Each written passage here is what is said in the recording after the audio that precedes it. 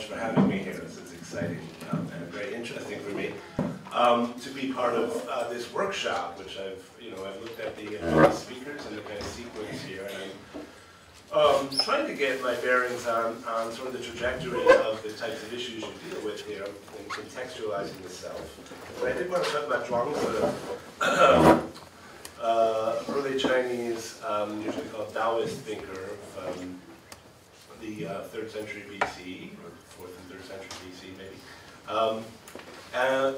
Contextualizing the self, one of the interesting things about the Zhuangzi text and some of the passages I wanted us to look at, this is one of a handful of cases we can find in world philosophy where the existence of the self is called into question. In other words,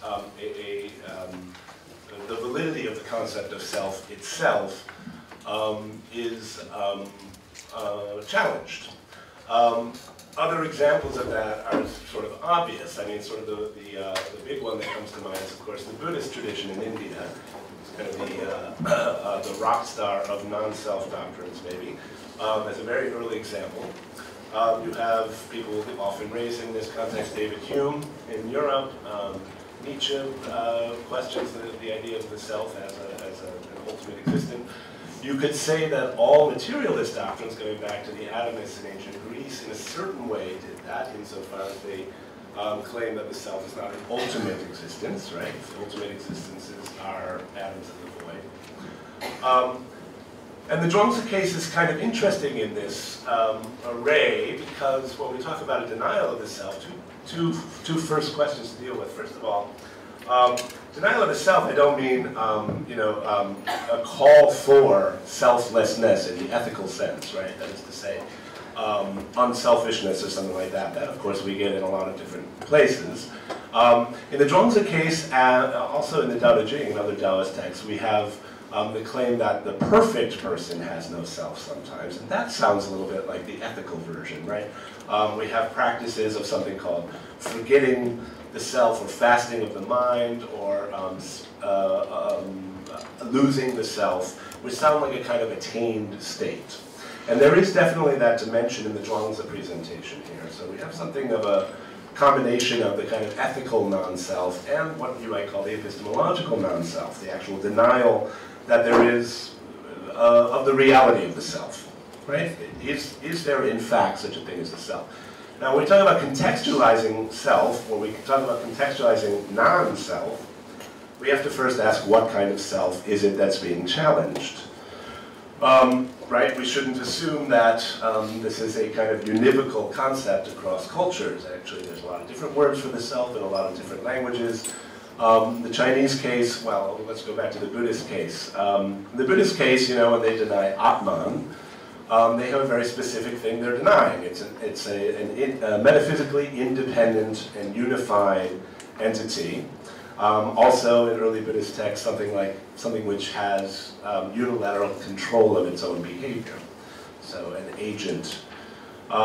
In Hume's case, you might say we're looking for some empirical presence of the self, if the criterion of reality is empirical availability, and the challenge to the self suggests that that cannot be found. This is a phantom concept, which is not empirically available. The other two cases I mentioned, Nietzsche and the ancient atomists, interestingly, have a kind of funny link, which I want to use as a segue into the bulk of this discussion. Nietzsche made an interesting suggestion when he put forth the idea that the notion of the soul is a kind of atomism itself, a psychological atomism. That the independent self is sort of correlative to the atomistic idea, the idea of independently existing ultimate entities that cannot be further reduced. Out in the world, atoms; in the self, something called a soul, perhaps an immortal soul. But of course, he rejects both of those as errors. Again, this is part of the picture for the ancient atomists, and they're denying ultimate reality on the grounds that the self is not something that is indissoluble, or that is an ultimate existent. And I bring all this up because the kind of self that we're going to find denied in the Zhuangzi isn't really any of those kinds of selves, per se. One of the interesting things about early Chinese thought is it actually has no atomistic doctrine, either for matter, for things in the world, or for selves, or for souls. When it doesn't really even have an element theory until quite late, and when it does, it's not about ultimate things into which things can be ultimately reduced, kind of arcade type theory, but a set of processes that turn into each other, the Wuxing, the 5 phases. And the interesting thing about that is those are said to be, in a sort of later period, all qi, which is sort of vital energy. But qi does not have any smallest parts. It's not reducible to particles. It's not composed of elements that build up. And this means that the sort of deconstruction of the self is not a deconstruction of the self that's either composed of or is itself an irreducible existence. And that means both the Buddhist and, you might say, the materialist reduction of the self, both of which are based on a kind of reductionism, are not what we should expect to find here, because those are not the kinds of selves that are suggested. What we have instead, I'll add one more quick thing about that. Another interesting thing that's lacking, if we look comparatively in early Chinese thought, is, well, a creation myth in the earliest strata of literate culture. So no story about the beginning of the world, and concomitantly, no ready-made picture of a unilateral creator, agent, controller. We have, of course, very powerful entities. We have a lot of interest in rulership, but we don't have any final metaphysical model of ultimate control. And so we will have a question of agency here, but this will be conceived in a slightly different way. And I'm talking here all about the kind of self that is assumed and then denied in the Zhuangzi. And it was sort of to get you nearer to what kind of self that would be that I had this first passage sent around. Now I hope everybody got this, because unfortunately this was kind of an afterthought. So I sent you a big chunk of 2 chapters of the Zhuangzi, and then lastly one little paragraph from chapter 1. Does everybody have that? If not? No? All right. Okay, well, I'm going to read it to you. I'll tell you the story of the first chapter of the Zhuangzi, which gets us into the question of self. I didn't send that one out. I can tell you that to you quickly. You know, the Zhuangzi is this funny, beautifully written, kind of fabulous book with all these tales, and it develops philosophical points in a kind of oblique way that resists easy or final summarization. And it begins with this story of a fish who is huge, so huge his length cannot be known, who happens to also have the name of a fish egg, the tiniest type of fish, who transforms into an enormous bird, and the bird flies up in the sky, and he's so far up in the sky that it's impossible to tell even if it's really a bird or if it's just a speck of dust up in the sky. And we're given this kind of dual perspective from top and bottom, and then we have this satirical story of little birds looking up at this giant bird and saying, what's he doing up there? What a stupid thing to do to go up so high. Doesn't he know that flying, it just means jumping from one bush to another like this? What's the use of this kind of silly expenditure? And then the text sort of says, you know, for something very large to be supported, it needs a lot of air under it, it needs its particular environment in which it can flourish, implying that the small birds, the large birds, have their specific habitats in which they function, and that there's sort of an endemic problem of misunderstanding between these perspectives. So we have already there 3 themes very quickly. One is transformation from the fish to the bird. One is actually dependence, although that's kind of hidden there, dependence upon the environment, the organism-environment sort of pairing, the context problem, you might say, dependence upon context. In other words, why the bird high? Because he needs, for wings that size, a particular type of context to flourish. And thirdly, perspective and the problems of knowledge that come with perspective. The Zhuangzi text tends toward a sort of perspectival skepticism, or even, some would say, maybe nihilism. where that belongs in the total story of the Zhuangzi is a problem of scholarship. And after that discussion, all these stories, the Zhuangzi suddenly starts to speak in its own narrative voice, and it says this, and I'll just read this. And he whose understanding, knowledge, is sufficient to fill some one post, whose deeds meet the needs of one village, or whose virtue or virtuosity pleases some one ruler, thus winning him a country to preside over, sees himself in just the same way as these birds. Okay, so a little satirical jibe at the kind of self-importance of something, again, context-dependent, affirmed in a particular environment or given value in a particular environment, and then unable to see values that pertain to other environments and other types of life. And then the text says this, even Zhuangzi, a philosopher of earlier time, would burst out laughing at such a man. If the whole world happened to praise Zhuangzi, he would not be goaded onward. If the whole world condemned him, he would not be deterred. He simply made a sharp and fixed division between the inner and the outer, and clearly discerned where true honor and disgrace resided. He did not involve himself in anxious calculations in his dealings with the world, but nonetheless there was still a sense in which he was not really firmly planted. Now this is a very interesting passage to me for this question of the self. As you'll see, we're going to lead to precisely a statement about the self or the lack thereof. Because this is one of the places where the idea of having a self, which is freed from its dependence on context, is floated. Zhuangzi was a philosopher who was starting to move in that direction in a way. And note that it's specifically in terms of praise and blame, disgrace and honor. The question was, Zhuangzi floated this actually very novel idea that you shouldn't worry about what people think about you. You shouldn't worry about whether society affirms or denies your value, that it's all something internal, and that a sharp and fixed line can be drawn between the inner and the outer. And thereby he became, as it were, seemingly independent of those judgments, not, therefore, subject to these critiques from little birds to big birds, or from one context to another, right? Free from that. But the Zhuangzi floats that and says, yes, that was one move, and you can see what motivates that, but then he says, but there was something that was not really firmly planted. Yo wei shu ye, shu is a tree, or to plant a tree. And so, the Zhuangzi acknowledges the desirability of that idea of independence from context, but it actually rejects it right away as something that has no foundation, that there's something illusory about an independent self as something that could simply affirm its value. That value doesn't work that way.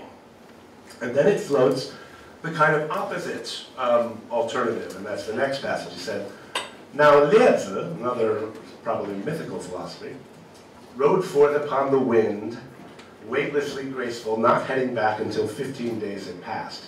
He did not involve himself in anxious calculations about bringing good fortune to himself either. In other words, he floated on the wind. He was able to ride the wind. Although this allowed him to avoid the exertions of walking, there was still something he needed to depend on. And that's when this theme of dependence becomes explicit. 有所待 in Chinese. This is a lot like the bird image who's floating on the sort of totality of the wind, above the petty individual details, the kind of global context, as it were, one fixed overall universal context, and, as it were, depending on that, as if we might depend on a universal truth or a universal value. That would be another way to free ourselves of this kind of being blown around, affirmed and negated, honored and disgraced by people in these various contexts, it seems. But Zhuangzi rejects that alternative too. Independence on the one hand, dependence on the universal on the other hand, because it still involves a dependence on some specific determinate thing. This is the tricky Zhuangzi move. What does he suggest as a third thing? This is where the self comes up. He goes on, but suppose you were to chariot upon what is true both to heaven and to earth. Tiantai zhi. True, that's a long philological story about that I won't go into. Riding atop the back and forth of the 6 atmospheric breaths, I have to pause on that one. Back and forth is a sort of pun word, pian, that means transformation, but the actual word used means dispute, debate, riding upon the debates of the 6 atmospheric breaths. It's also cognate with a word meaning distinctions, okay? Like pian bie, or pian lun, or pian huang. The actual character in the text we have now is pian lun, the pian, for those who speak Chinese. And those 6 breaths are wind and rain, dark and light, hot and cold. These sort of paired transformations of atmospheric conditions, riding upon the arguing transformations of them, so that your wandering could nowhere be brought to a halt. You would then be dependent on what, says the text, question mark. It's a rhetorical question. You could translate that less contentiously to say, then what would you be dependent on, implying you wouldn't be dependent on anything. But very pointedly, the text sticks with the question. You would be dependent upon what? Different from the answer riding the wind, the one wind, which actually comes and goes in 6 months. It's a specific condition. Of course, this transforming is like the bird that transforms, the fish that transforms into the bird.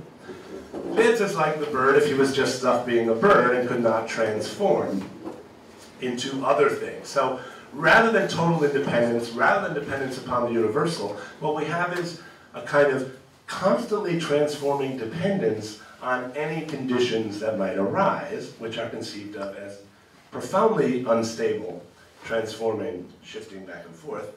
And this is where the Zhuangzi suddenly out of nowhere says, thus I say, the utmost man has no self, in my translation. No fixed identity, but that's me being a little bit contentious in my translation. It's literally uchi. So this is the first time we get such a phrase in the canon here in Chinese literature. But I want you to know what comes after that, because this is the thrust of what I'm getting at here.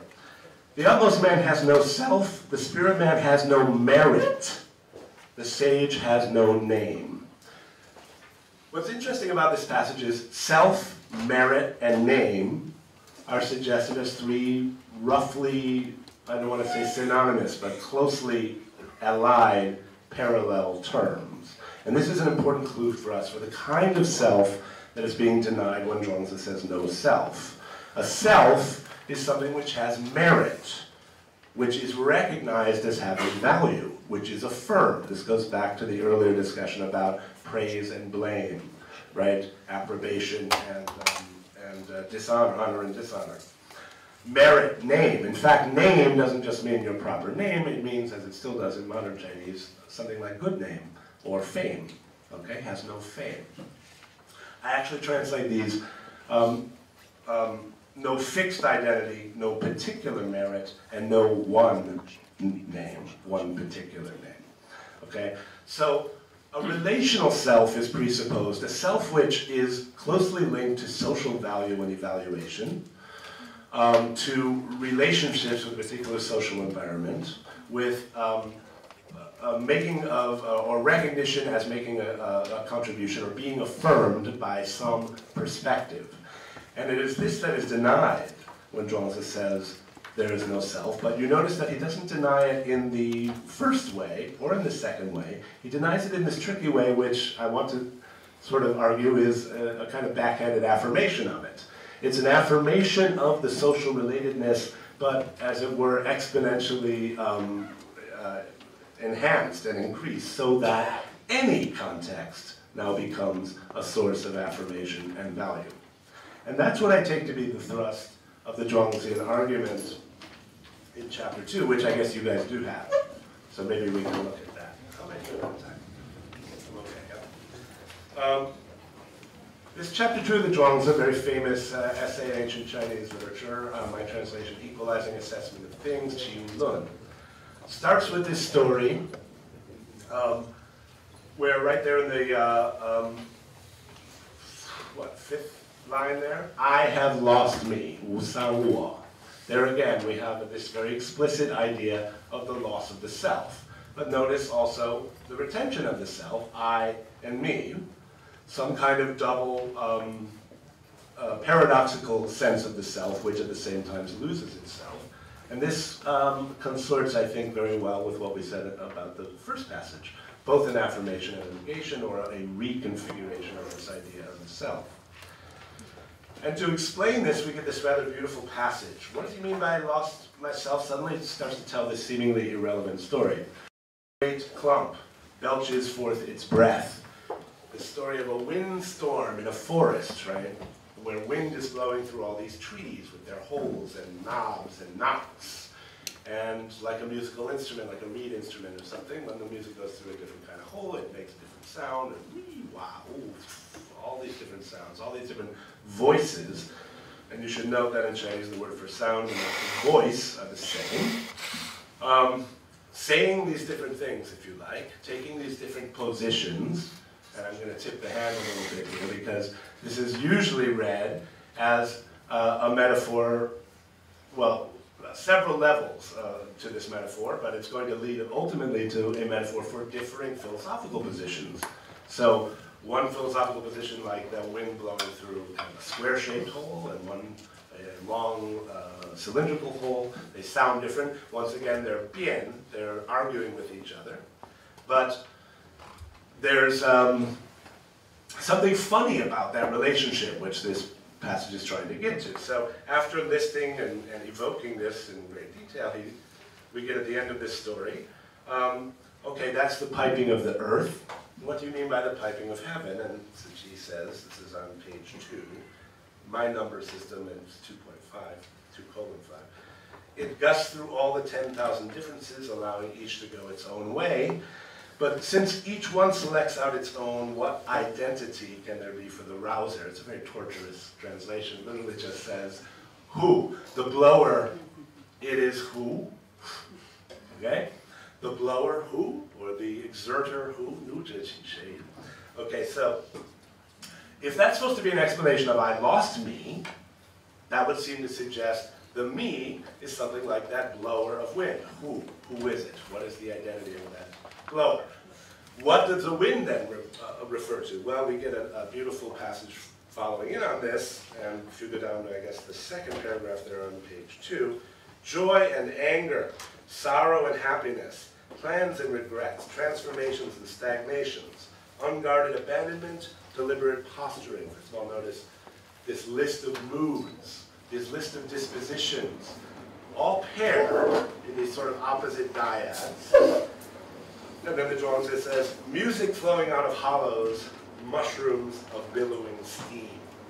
Like those sounds in the windstorm, anger, joy. This attitude toward the world, this position, this value system, you might say, this way of looking at the world, or this stance upon the world, or this claim about the world. Just like these sounds coming out of the trees, and then he says, day and night they alternate before us, but no one knows whence they sprout. Where do they come from? That's like who is the blower, right? Where do they come from? What is the thing at the base of them? And basically, this is sort of cautioning against transposing the identity of anything that appears, we might want to say empirically or phenomenologically, to the source of the phenomenological, right? To the cause, or the maker, or the controller of those things, right? If the question is, where do they come from, given this array of them, since any identity, any particular thing ipso facto is one of the sounds, so if we maybe transpose the metaphor and say, within the oral sphere, what is the sound of the wind? Any sound of the wind is a particular sound of the wind. All of the sounds are the sound of the wind, but there are no sounds that are sounds of the wind. The sound of the wind, if you like, right? Sound is sound of the wind, you might want to say. Speaking is sound of the wind. To make a statement is what is most windy about wind, or the one sort of shared characteristic of wind. And as this moves from simply talking about moods into philosophical positions, this becomes very relevant. This is the thrust of the argument. If you move on a little further, you'll see that the question of self remains front and center here.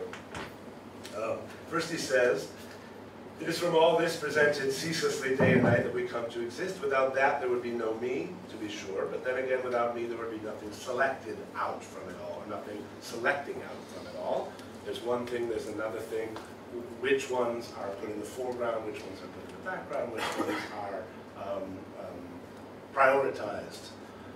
Some sort of correlative relationship. There's a lot of dispute about this passage. I'm not sure which way to read it, but it's clear that it wants to say something about, not only is there a pairing between these transforming positions, this blower, this wind, and its particular emission also form a kind of a pair. And neither one of those seems to exist independently either. Okay? They too present sort of a riddle. I can't really reduce it to one side or the other. I don't have a self except phenomenally manifested, and yet myself is never phenomenally manifested. I can't ever actually locate it. There's, of course, obviously other ways to approach that kind of a problem. We know them from the history of European philosophy. Maybe we could, for example, take the road of thereby inferring the existence of a necessarily empirically unavailable self. That's not the way the Zhuangzi goes. Part of that is because, again, of the things I mentioned at the beginning of this talk. Let's say the paradigms that were available and relevant in Chinese thought really didn't include that option. And so this is one of the things that's very valuable, I think, about looking at this kind of text.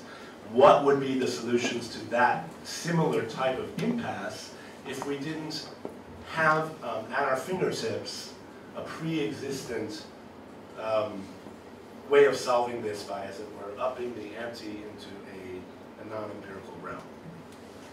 A non-empirical realm of real entities, somehow real, and so, even in some kind of attenuated way real. We don't have that. That's not an option. So instead, we get a continuation of this question, and this leads us in different, interesting directions. Then we get something closer to the reductionist thought, but not quite the same. He asks, if there is some controller behind it all, it is peculiarly devoid of any manifest sign, a reality with no definite form. That's as close as we get to that non-empirical idea of a self, right? But then he goes further. He says, the 100 bones, the 9 openings, the 6 internal organs are all present here as my body, which is the most dear to me. It seems to me that this turn in the argument is trying to say, if you do imply that, you have to at least have something operating empirically that plays the role of that ruler, or is, if you like, the proxy or the stand-in or the operator of that. And it's funny that Zhuangzi, like a lot of early Chinese thinkers, talks very concretely about the body, parts of the body. A lot of people read this passage as a rejoinder to the Confucian thinker Mencius, who says we have a lot of different organs and parts of the body, but we have the heart, which is here, and that is the seat of thought and plays the role of the ruler, and every part has a legitimate claim to exist and to function, but this one should be given preeminence. This is where we have our moral intuitions, we have wisdom there, we have ethical feelings there, and so on, and these should be what controls the rest. Okay? A one-way hierarchy, sort of modeled on a political hierarchy of parts of the body. One of the parts has the function of thinking, right, and moral feelings. And Zhuangzi starts to ask, which one is closest to me? Do you delight in all equally, or do you have some favorite among them? Are they mere servants and concubines? Are these servants and concubines unable to govern one another? Again, only questions. He doesn't give an answer, but he clearly wants to problematize the idea of a unilateral controller among the parts. Either temporal parts, if I can say that, like one mood over another. Sometimes I want to be morally good, sometimes I don't. Well, should one of those control the other one all the time, as Mencius thinks? Sometimes my heart's in control, sometimes I have an itch and maybe this part's in control for a second, something like that, okay? Do they need some third thing that's always in control, or are they shifting their control all the time? Is there something sufficient among them to do that? Raises that question. Do they take turns as master and servants? If there is a genuine ruler, by definition, he can't show himself, or he never shows himself as ruling. So you can read that argument a lot of ways. It might be an appeal to an empirical argument. I think it's a little more than that. But you see the general gist here in problematizing a unilateral controlling self, the ruling self. Speech is something of which it speaks. Something that it speaks of, a referent. And then an answer to that, yes, but what it refers to is peculiarly unfixed. This is a special Zhuangzian phrase. It's really only, as far as I know, maybe Galia will correct me if I'm wrong, but I think this phrase only appears in the Zhuangzi here and in chapter 6. This wait thing, okay? Peculiarly not yet fixed. Something it refers to, and I will refer you to page 11 here, where the phrase is used about knowledge. You can see that what words refer to and knowledge, these are parallel, maybe identical questions. So in chapter 6 there on page 11, our understanding can be in the right, can dang literally, can match, can hit the mark, only by virtue of a relation of dependence.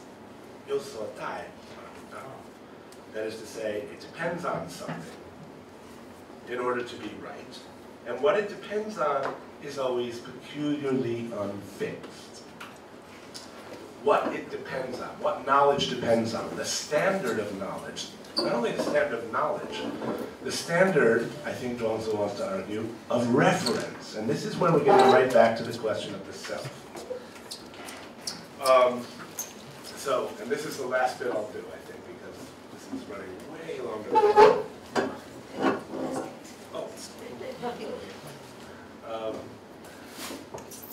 so he goes on. First of all, I want you to know. So is there really anything it refers to? Or has nothing ever been referred to? Please note as you read through the Zhuangzi how many times you get these two questions which don't resolve, right? And so he's not saying refer to anything because what it refers to is peculiarly unfixed, and he's not saying it does. He's saying, so does it?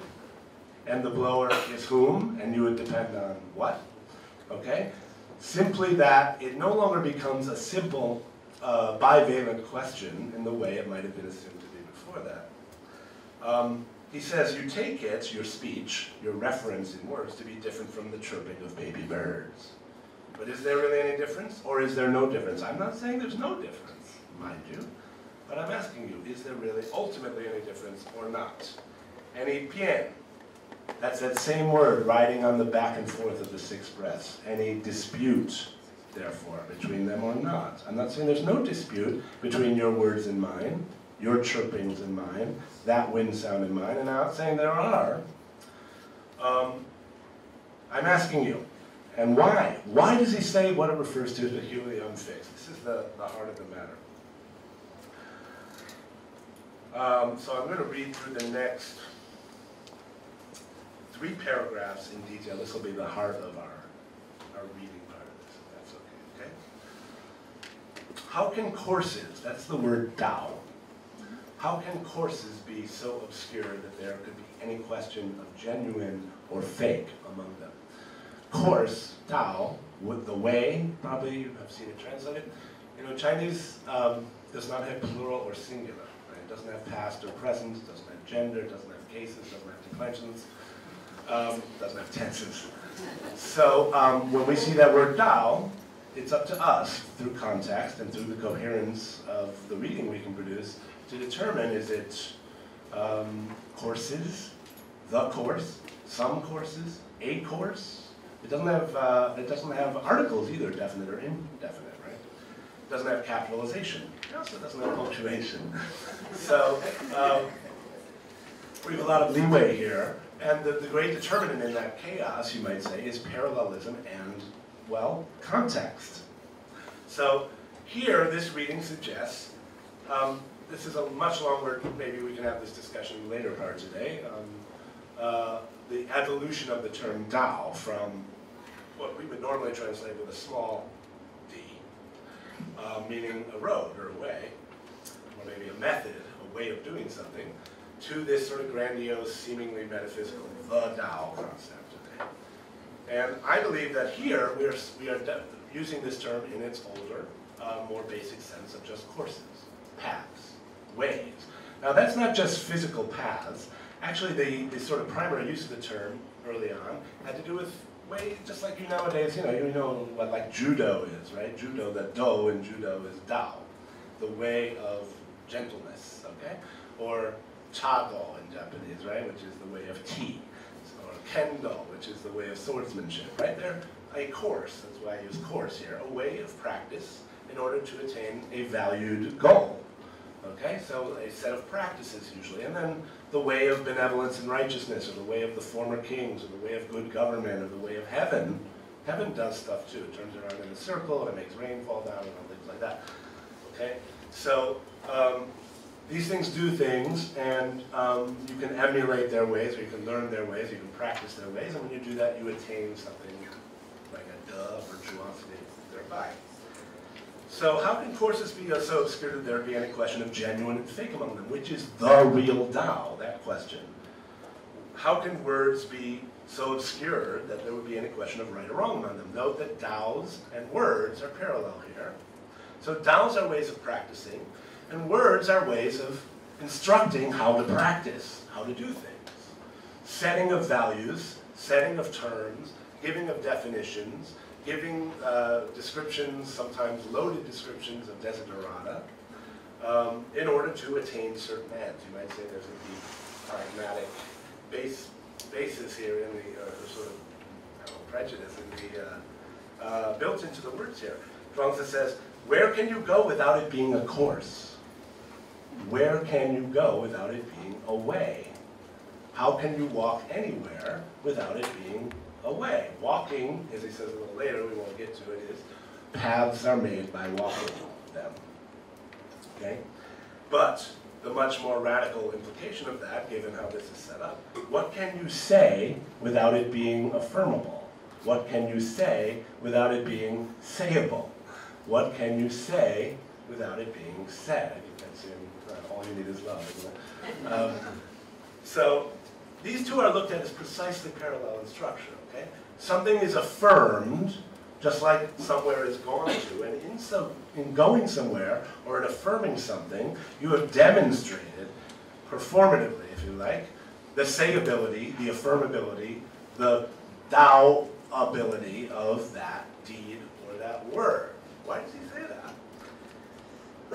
Then, this is a little off our current topic, but courses are obscured by small accomplishments already formed and completed by them. So the idea is, everywhere you go, you accomplish something. Everywhere you go is a way. Everywhere arrives somewhere. But a second course is obscured by a small accomplishment. In other words, what was accomplished by part of the way, or by some other way, or by more way. So what gets in the way of the way? The way. Right? What gets in the way of the sounds coming out of the blowing of the wind is also the blowing of the wind, if you like, right? And there's no one sound that is the blowing of the wind. Where could there be a sound which is not the sound of the wind, you might say? Similarly, words are obscured by the ostentatious blossoms of reputation, and that's the same as name in the first passage in chapter 1. Reputation, name, socially recognized identity or merit. Now, analogized to the small completions on the path. Hence, we have the rights and wrongs of the Confucians and the Mohists, each affirming what the other negates and negating what the other affirms. So here's where we get explicitly into philosophical disputes, right? The Confucians say yes, sure, in Chinese, to filial piety, let's say. The Mohists say no, it's wrong, filial piety should have universal equal love for all.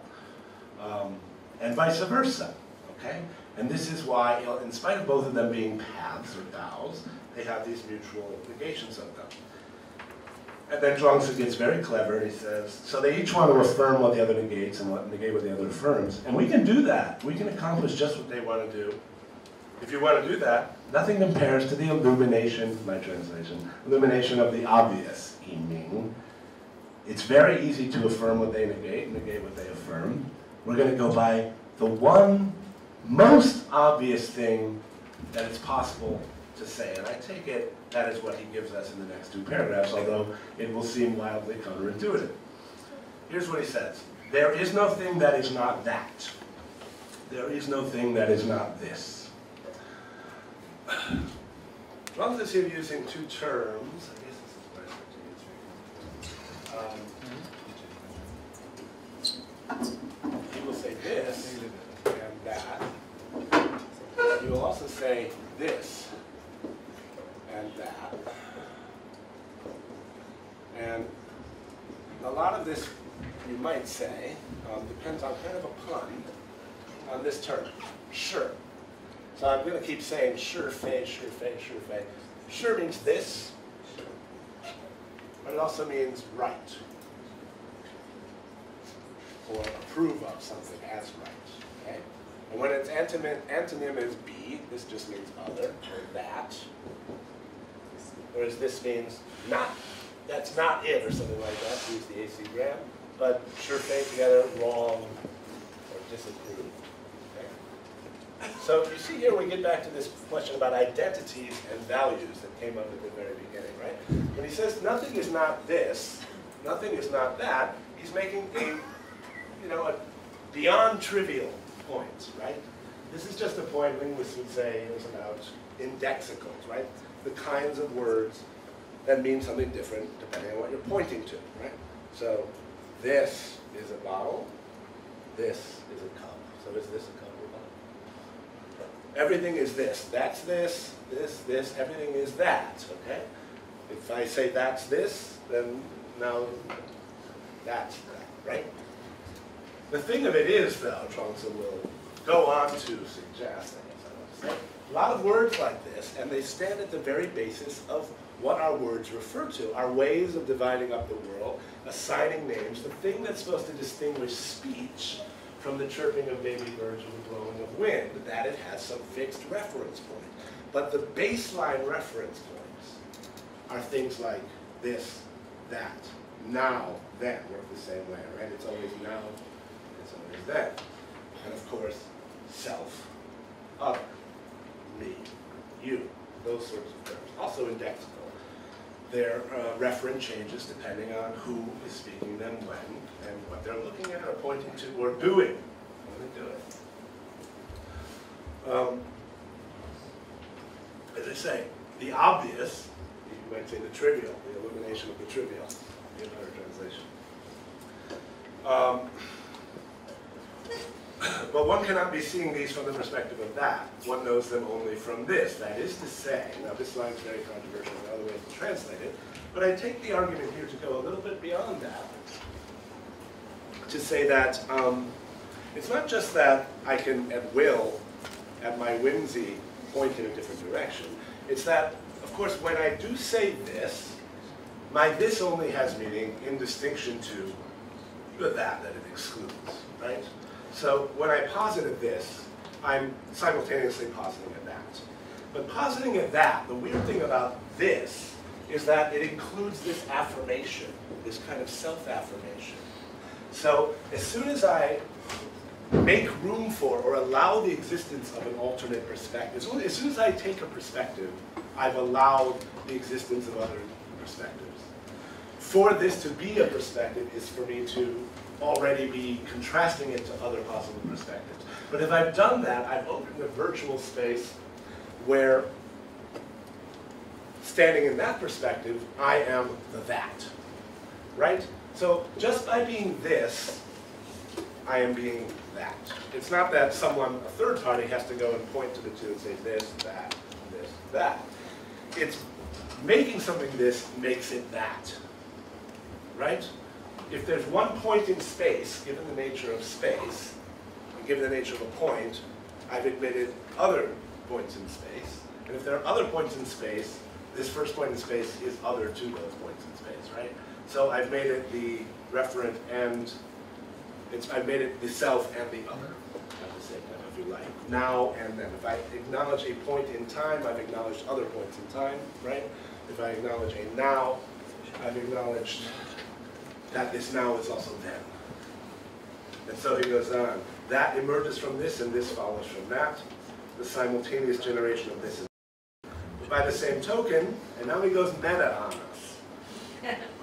their simultaneous generation is their simultaneous destruction.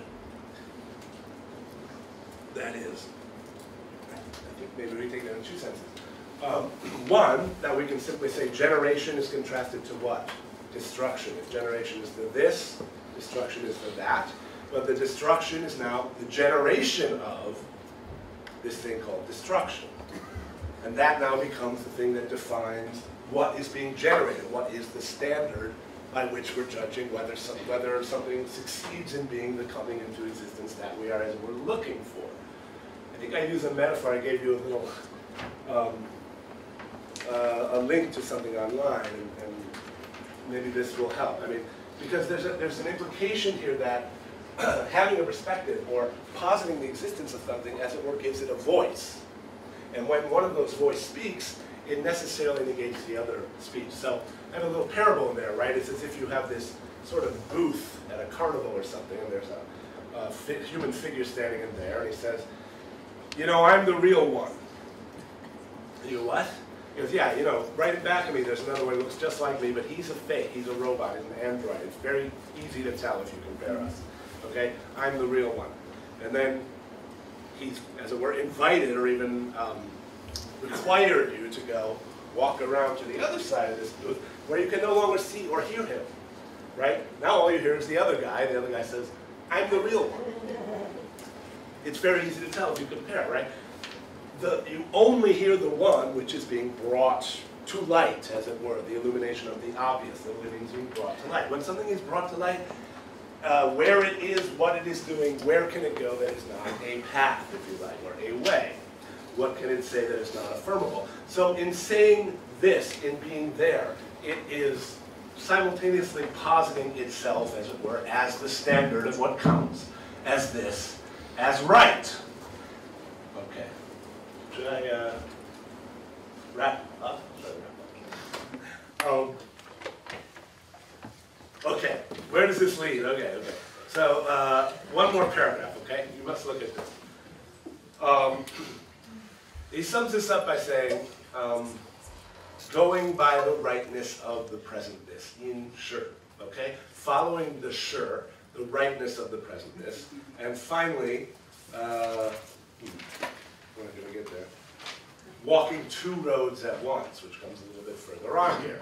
Not merely going along with the present one, but because the this is also always, insofar as a this is also a that, or also a wrong, involves itself also in an acknowledgement of the, let's say, transcendability of any of those points of view.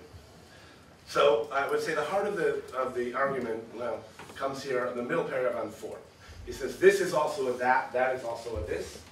That posits a this and a that, a right and a wrong of its own, but this also posits a this and a that, a right and a wrong of its own. That is to say, this is also really this, that, which is contrasted to that, but that is also that, this.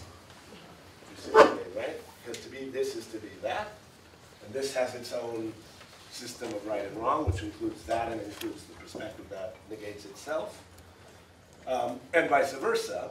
And then he gives you one of these questions again. He says, so is there really any that versus this, any right versus wrong? He doesn't say there is not. Again, right? He doesn't want to say, look, this proves there isn't any. He says, is there a distinction between them or not? Because in one sense, there's always a distinction. In fact, you can't, however finally you split the magnet, if you like, you always end up with two poles, right? You never reduce this to one sort of undifferentiated pure rightness. As long as there's thisness, there's thatness. But you can keep slicing, right? And you'll get a this, that here, and this, that here, this, that here. All right?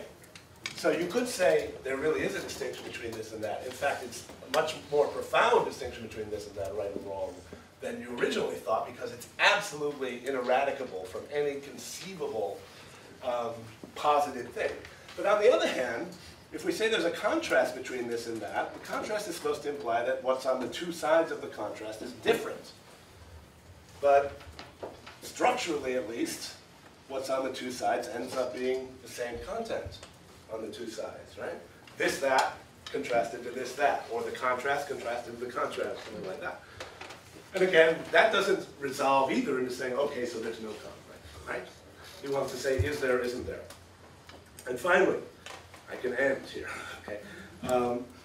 When this and that, right and wrong, are no longer coupled as opposites, that is to say, when they don't, that is not again to say that they're resolved into one or that they're absolutely distinct. It's to say, when this question, are they or aren't they distinct, given this structural, sort of unavoidable structure to them, what do you have then?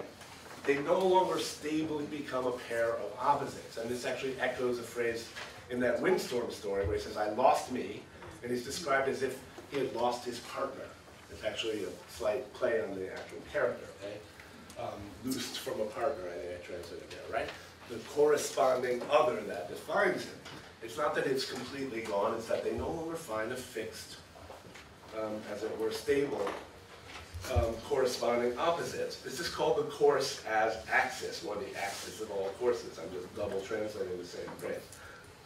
When this axis finds its place in the center, it responds to all endless things it confronts, thwarted by none, or it has an endless supply of rights and an endless supply of wrong. That is to say, it doesn't get rid of the distinction between right and wrong. And on the contrary, it multiplies the distinctions between right and wrong, you might say. It's just that they're no longer a single univocal system of right and wrong. So you could say you end up with more, or you could say you end up with less. Right? And that's, I think, exactly where Joel's wants to go. Now, how that plays out, how we address pragmatically various types of problems that come up, and how we resolve everything else, I'm going to leave all that to Galia. Before you leave, yeah. Before you leave, just from a very brief summary. I mean, remember that most of the people around here are historians and are not sort of well versed in this type of language. So tell us, what does it mean culturally and socially to be a Daoist? Oh. You have 5 minutes. What does it mean? Does it make me a relativist? Does it make me... Okay. Okay. So yeah, good. Let's sort of big picture step back. Okay. First thing is, Daoist is a very misleading term. So just on a cultural historical level. We talk about these texts, the Tao Te Ching and the Zhuangzi. If you look in an encyclopedia or something, it'll say these Daoist philosophers. They didn't think of themselves as Daoist philosophers. There was, as far as we know, no school, formal school. It wasn't until far after the fact that people started putting this label on them. Okay, Daoists. Now, there's also a thing called the Daoist religion.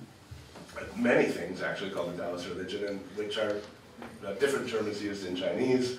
So when you go to a Daoist temple, let me focus. Yeah. What does it mean to hold the views that you have just described? All right. Okay. Well, it is actually still part of the relevant question. Okay, so we would have to say the book Zhuangzi includes this section, and then it includes what I and many scholars regard as sort of an accretion of further elaborations on these sorts of ideas. They take this, you might say, I think it's sometimes called radical Zhuangzi tradition, differently. So you end up with sort of a compendium of different approaches. I'll give you an example of some of them.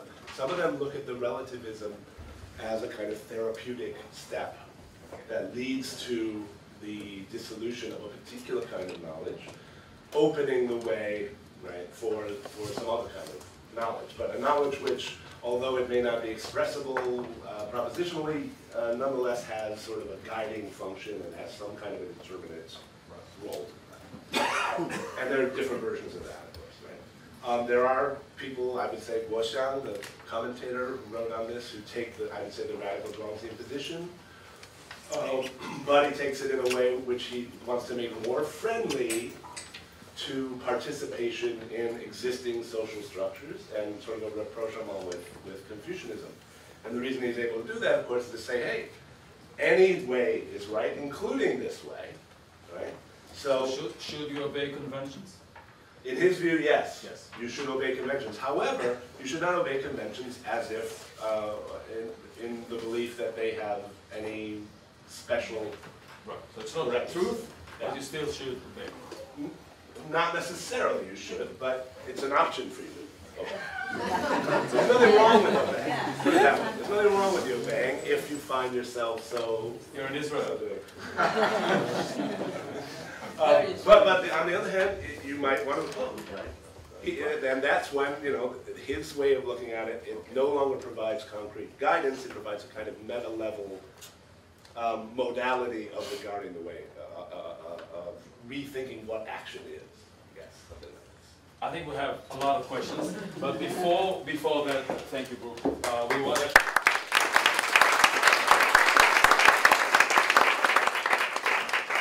Professor Galia, Patt-Shamir, a friend and a colleague, is the chair of the Department of East Asian Studies. She focuses on Chinese philosophy and comparative philosophy in the Departments of East Asian Studies and Philosophy. Her research focuses primarily on Neo-Confucian philosophy, on Confucian humanism, dialogue and self-realization, the philosophy of death, and the living riddles in culture. Recent project focuses on Confucian theory and practice in the contemporary world. She wrote a book on human nature in Chinese philosophies and religions. And her book, To Broaden the Way, a Confucian-Jewish dialogue, focuses on the theme of ultimate community and individual pursuit as dealt with in both traditions through religious text, philosophical methodologies, and literary sources. Her book, most recent, Tongshu Text and Commentary, Way in Person, came out in Hebrew this last summer, and she published articles on Daoism, Confucianism, and Neo-Confucianism. Galia, please. Okay, so I'll try to take complex question and maybe make it a little more complex, the self in the Zhuangzi. And I think that sometimes making it more complex brings up also the simplicity, because I think that there is some simplicity in the Zhuangzi idea of the self. And what I want to do here is basically take a different take, my take, on the self as transformation, dependence, and perspectives. You know,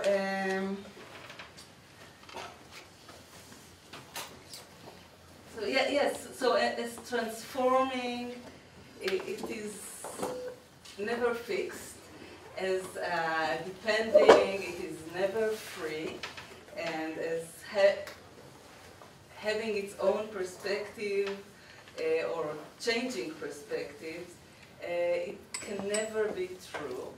And I want to start with this conflictual language with which the self is referred to as a starting point to what I say here. I hope it will make some sense. So I would like to relate Zhuangzi's paradoxical presentation of self with what the philosopher of social science Peter Winch calls a sense of the significance of human life. In his article, Winch refers to Rush Reese's point on Wittgenstein's language game as played by men who have lived life to live. Winch suggests finding limits of major notions for arriving at those limits may show us the space of discourse in the particular culture, even if we are not part of it. These notions give shape to what we understand by human life. The limit Winch speaks of is not only the point at which our rationality reaches an end, it is the point toward which we extend our specific notions, and sometimes as a consequence of our experience too. It is also the point where we extend our whole framework of rationality, where we sometimes suspend it. I would like to suggest a Zhuangzian case of this kind of extension, and as we see it in his idea of the self, following Brook's suggestion, and I will read from Brooks. No one said it before, so I have to say that it is the most beautiful translation for the Zhuangzi. I know that many of you have read the translations for Zhuangzi, and we have tens, if not how many translations. Even I must tell you that before I knew Brook, when I saw this translation, I felt that it both captures the spirit of the text, that, as you know, is not an easy achievement, and brings, and it's never on the expense of the depth of the philosophical ideas of the Zhuangzi, because sometimes a text either more brings the spirit or goes in the philosophical ideas, and this one is a wonderful combination. So I read a few passages from Brook's translation that I truly recommend. I had to say. So here's an example from the 6th chapter that we read in advance and Brook referred to. Yan Hui said, "I am making a progress." Confucius said, "What do you mean?" Yan Hui said, "I have forgotten humanity and responsibility." Confucius said, "That's good, but you are still not there." Another day, he came again and said, "I am making progress." What do you mean? "I have forgotten ritual and music." Confucius said, "That's good, but you're still not there." He returned another day and said yet again, "I am making progress. What do you mean?" Yan Hui said, "I just sit and forget." Confucius jolted as if kicked, said, "What do you mean you sit and forget?" Yan Hui said, "It's a dropping away of my limbs and torso, a chasing off of my sensory acuity, which disperses my physical form and ousts my understanding, until I am the same as the transforming openness." Quite an interesting translation there for Datong, but we can speak about it later. I like it.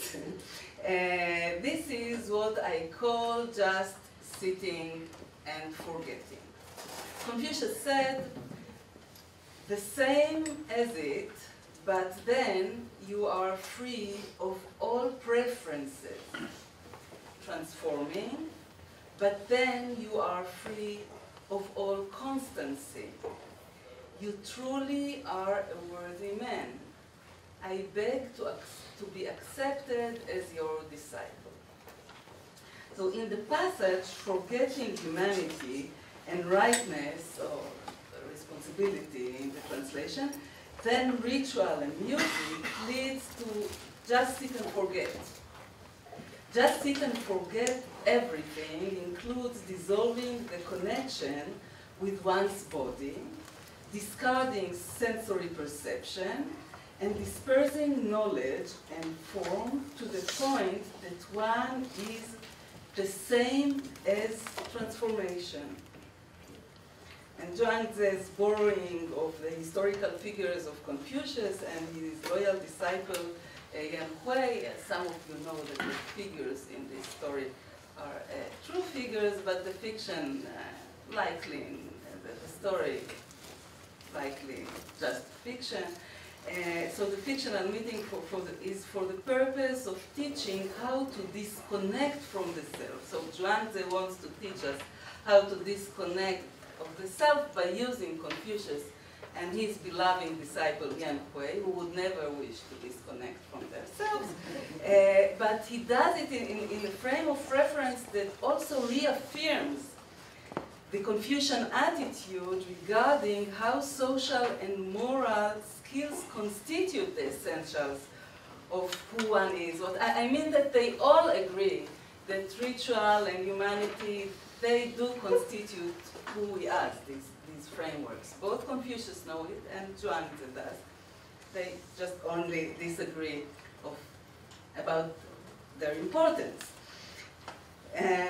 So a riddle comes to mind when one asks how Hui can make a progress that amounts to forgetting every characteristic of who Hui is. What is the meaning of forgetting oneself? How can it be attained, and in what sense is it desired? For Zhuangzi, the first step is forgetting morality and the loss of complete dependence on others and of obligations to them. It allows one to freely act in a way that may match what we consider moral, like you said earlier in your response to Aviv, not because she is obliged to, but because she is just so. This is Zhuangzi's the run. You can act in a way that we considered morally too, but not out of morality. Next, forgetting ritual is losing the social framework as well as one's exclusive perspective, like in the case in Analects, where Confucius is asked what is humanity, and answers do not look, listen, speak, or act if not according to ritual. Okay, so again, there is a play that is very familiar with a knowledge of Confucian Analects and the Confucian doctrine. What one is left with is the transformation of nature and its endless perspectives. When Zhuangzi says, I am the same as that tongue, he revisits as the open transformation or the transformation of openness. And he revisits Lao Tzu's saying in chapter 23 that following the way is being the same as the way. Okay? And then Guoxiang, who says that following transformation is being the same as transformation. Okay? So the person who follows the way is one with the way, the one who follows transformation. There are different ways to express the very same idea. Zhuangzi suggests a new conceptualization of self as transforming openness, that's all. The self, as we tend to know it, appears to be a flawed reference to something that might be useful in the sense that a superstition is useful. Okay? Just like when I see a black cat and I know this is going to be a horrible day. It is useful in a way for me, but it is not true in any sense. And this is the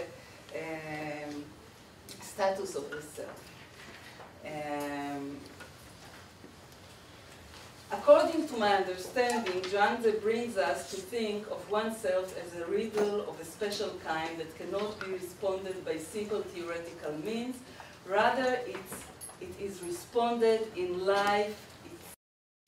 Let me make a short digression back to the post-Wittgensteinian line that I mentioned above briefly, especially to Cora Diamond's idea of a great riddle distinguished from regular riddles as the question of life and death in space and time. In general, okay, so it's a little digression, a riddle is distinguished from a problem or a tension since it inherently embodies a resolution. A riddle is given to a person without a method of solution. When the solution is found, one is forced to accept it, and the whole picture then gains meaningfulness. Moreover, the riddle itself should be taken as a tip or a clue to its solution. If one succeeds in following the clues of a great riddle, one gets closer to understanding life. The important advantage of a riddle is that once determined that it is a riddle, our language game automatically changes. Then, we no longer seek an answer, but point to the riddle. Often the solution we are looking for is not the one we find. What we are looking for we do not know, and what we find at the end to be the solution is not what we were looking for in the first place. Diamond explains the function of riddles in philosophical discourse. She says, we express and do not express a thing, see and do not see a thing, when we express it in riddles, which is how we express it when we are unable or unwilling to put it into straight, plain words appropriate to it. Such expressing and not expressing, seeing and not seeing, characterizes the attempt to talk about God. We cannot properly speaking describe God, but we cannot properly speaking on describing God, but when we reason about God as it were in riddles, then what we say is not therefore false. Similarly to reasoning about God in riddles, Zhuangzi uses riddle-like speech to say something about Tao, which we know from the opening, as we know it from the opening sentence in the Tao Te Ching, the Tao that can be. Tao, spoken, or whatever you want, whichever way you want to translate it, is not constant Tao. In particular, when the self is presented as Tao, transformation, or the transforming openness, okay, this daton or platon, then the self, concrete, limited, and well distinguished, is revealed a no-self. In this way, the self for Zhuangzi is revealed as the riddle to be and not to be a self at once. Diamond claims that the solution to the great riddle is in the language used for the riddle. She says riddles are formed on an already familiar linguistic pattern. We know how to deal with it, but in order to solve the riddle, what we need is not something of which we have been given a description, but something which will strike us as right to call by the phrase. Now, the solution to a riddle is independent on what exists or does not exist. And it is not a way by which we can identify things falling in one concept or another. The predicate in the riddle is not a description of things, therefore the solution does not give any characteristics of some concept. From the conceptual perspective, the solution is a new understanding of a received idea. My expansion of this view is that a great riddle is a riddle we live, or a living riddle. Hence, from the practical perspective, the response is found not only in the uniqueness of language, but first and foremost in practice, in a specific form of life, and is attained in life itself. Let us move on to a more explicit use of the riddle by Zhuangzi, when earlier in chapter 6 we read about a conversation of friends that I think is a perfect exemplification of this relational self, that in one sense is not a self, and in another I cannot think of a stronger self. So this is the story of Zeji, Zeyud, Zeli, and Zelai, who were talking, and when one of them said, "Who can see nothingness as his own head, life as his own spine, and death as his own behind? Who knows the single body formed by life and death, existence and non-existence? I will be his friend." The four looked at one another and laughed, feeling complete concord, and became friends. Now, if we stay on the linguistic level, we may think of the Zhuangzi riddle refers solemnly to the human body, But on a second level, the fact that the four friends look at each other and laugh show that they have the answer. They have experienced the unity and the transformation of all things. They live the riddle. If the unity of all things is the solution to this riddle of self, we now have to understand the bodily terms quite differently. We may see the body as analogous to life or to our world, as all things exist as one body or as one world. The self is now revealed as an embodiment of life. Again, before following the story passage by passage, let us briefly, very briefly, digress to Zhuangzi's use of terms in this context. Because among the many terms he uses for body, and there are truly many of them, in this case he refers to body in the term T, that is unique. If, for example, Xing literally means shape, form, pattern, design, and manifest outward appearance, in 98 appearances in the whole text. And Shen, for example, literally means the body as the self in person, or I, myself, appearing 78 times. We encounter 29 appearances of T, literally meaning the body, or the substance or essence of something. The thing itself distinct from its function, but also original nature, as well as the verb to embody. Okay, so we have many bodies, and this passage speaks about the T body, with perspectives of all other types of body. So back to our Zhuangzi living riddle, the term body implies the meaning of a body without borders, both the T-body, both physical and conceptual.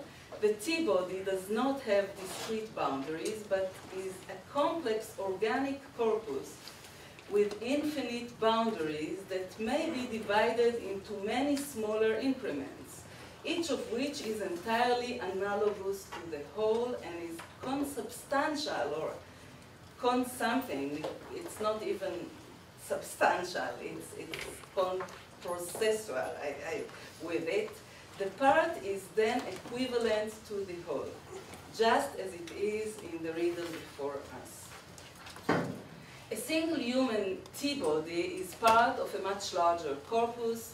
Although a human being appears to have a discrete physical form, the human body is organically consubstantial with bodies of ancestors and descendants, with the bodies of all people with whom it engages and exchanges labor and food, mutually embodied in an infinite range of progressions and overlaps. To participate in this range of progressions is to be embodied within it. Hence, according to my understanding, T functions here in the verbal sense of to embody. Accordingly, the self implies a larger wholeness. Zhuangzi plays with the body and inverts it conceptually, displaying what should not be looked upon, making the hidden transparent and the transforming the fragments into a wholeness such that the human body is encompassed within a larger common body that is a wholeness including life and death, heaven and earth, and all under heaven. As T, we are complete or interconnected with the larger universe. The four friends, by their being friends, are in this way one body. The friendship is one body, T, or a common body, Tong T, that encompasses all things. Zhuangzi offers the hope that people with the ability to see through the discrete boundaries of form and participate in the common T-body of the universe will have access to limitless freedom.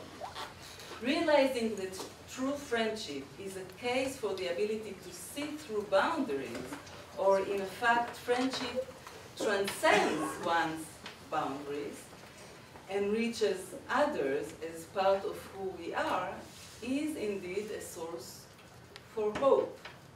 As we are all familiar with friendship as attainable to all, true friendship is a perfect step in understanding life.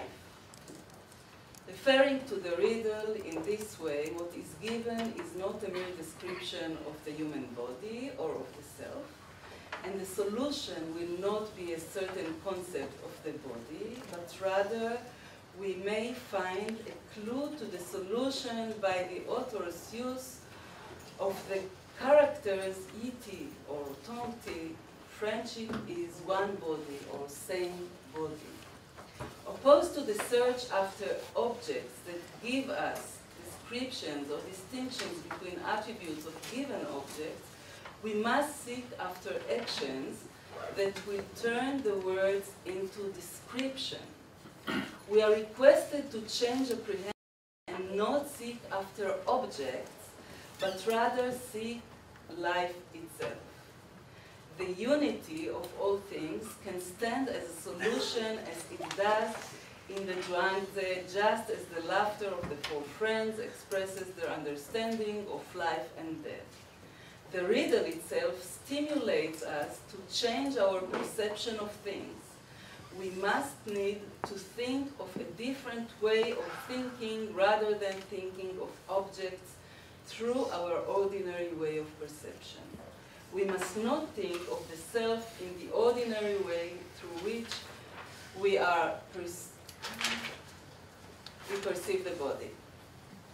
But we must consider how we may think of it in different ways. In this case, how we may see life as one body.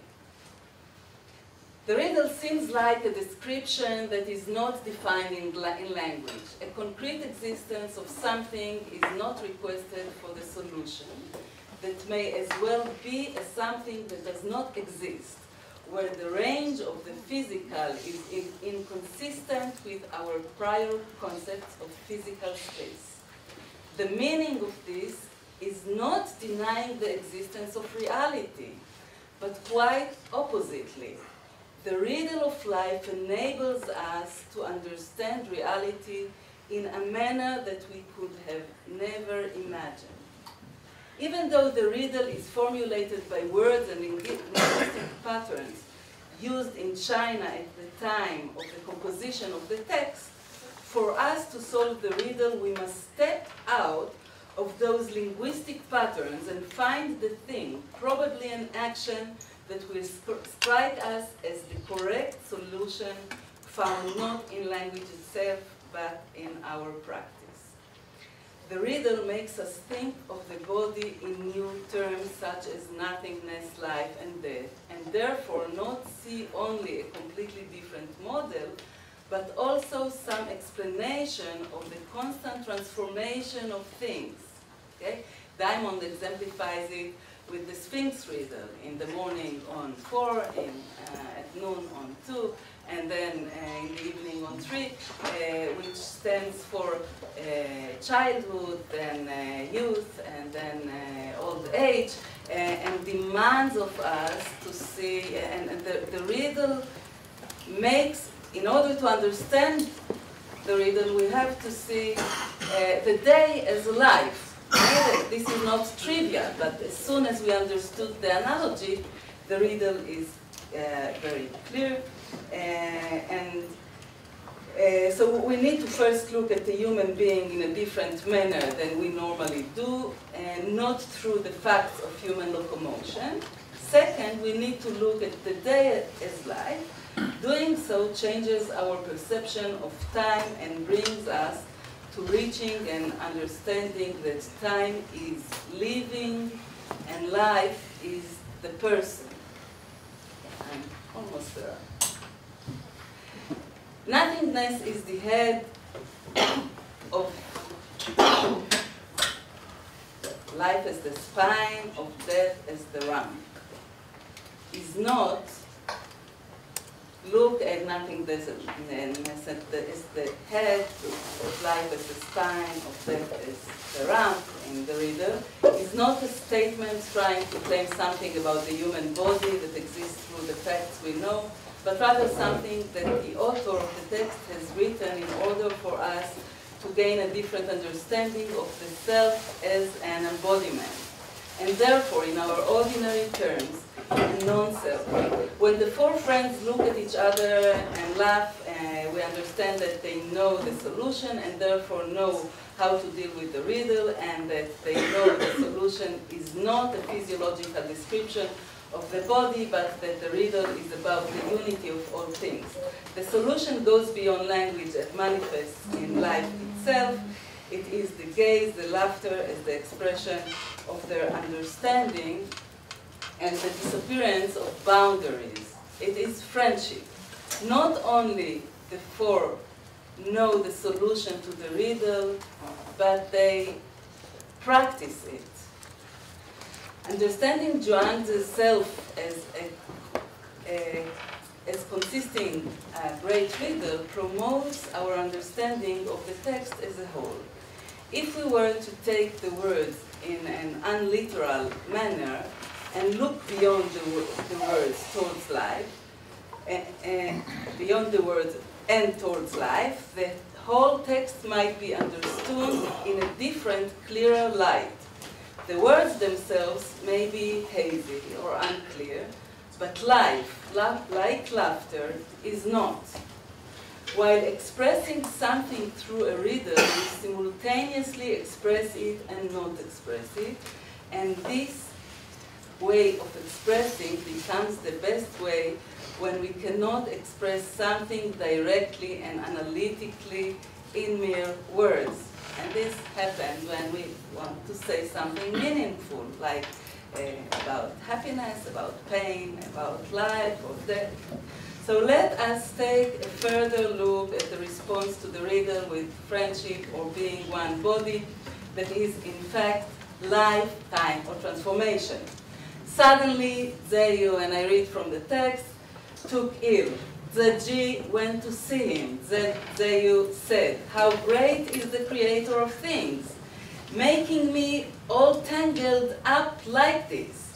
For his chin was tucked in his navel, his shoulders towered over the crown of his head, his ponytail pointed toward the sky, his 5 internal organs at the top of him, his thigh bones taking the place of his ribs, and his yin and yang energies in chaos. But his mind was relaxed and unbothered.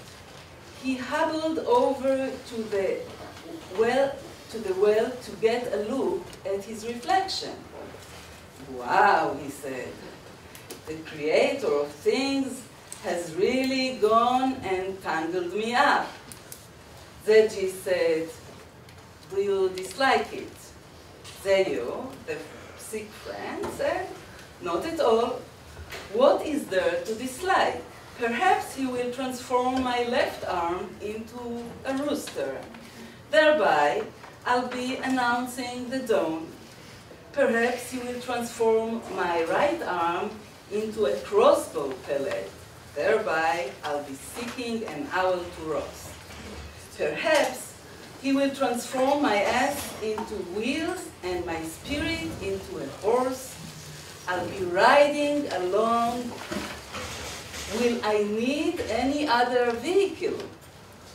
So shortly after the bond of friendship is introduced and endorsed through the riddle, Zeyu unexpectedly falls ill, and his friend Zeseo, the G, decides to go visit him. We are presented here with a conversation in which Zeyu is undergoing corporeal transformation and is completely mutilated, while Zese contemplates the scene. Zeyu, the person dying, seems to ridicule and mock the conventional prejudices about death. The unavoidable and ongoing succession of transformations that mark the process inherently occurring in the existence of every living being has now come to bear on Zeyu, deforming and mutilating his body in the process. In its external manifestation and the internal disharmony of its vital organs, his body becomes violently deformed and fatally sick. The normal harmonious combination of yin-yang that regulates the functioning of the organism and adjusts its internal dynamics along with its interaction with the external world is in complete distortion in the case of Zeyu illness. Yet, being a Daoist sage, despite the terrible illness of his body, he remains calm. When next Zelai falls ill, his wife and children surround his deathbed and cry. In the midst of his dramatic situation, Zeli comes in and demands the family to stop with their crying because they are disturbing the process of transformation in which Zelai is immersed. Once the two friends are left alone, Zelai admits to accept his own death as simply one more in the natural course. He acknowledges the disintegration of his individual existence and his subsequent transformation into another entity. The similar standpoints held both by Zeyu and Zelai confirm the initial pact that started their friendship. Both welcome death in the same natural way in which they accept life, and its assimilation into their person is not interpreted as mere resignation, but rather as the fruit of open-minded acceptance and willingness to see life as an ongoing transformation. The Daoist concept of change appears in this way as, I think, Hans-Georg Modern likes this distinction as an ontology of process, right? Is it his? It's somebody's, rather than an ontology of substance. Accordingly, the essential feature of life, of the way, of the person, is the process as such. There are no substances in this ontology, and there is no self. Neither there is a logos that undergoes change, nothing subsists, and there is no permanent type of being beyond existence. Then we also get a fantastic bonus. In this way, in a sense, death is overcome.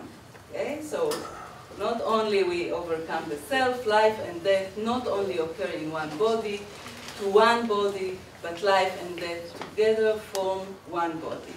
Understanding this one body of life and death is key to understanding the selfless self, and its calmness in the face of death. When Zelai falls ill, he displays a calm attitude of acceptance or death and connects his death to the nature of the world, as he says, to end, a child obeys his parents wherever they may send him, north, south, east, or west. Now yin and yang are much more to a man than his parents. If they send me to my death and I disobey them, that would make me a traitor. What fault would it be of theirs? A clump burdens me with a physical form, labors me with life, eases me with old age, and rests me with death. Hence, it is precisely because I regard my life as good, I regard my death as good, all at once I fall asleep. With the start, I awaken. Thank you. Sorry if I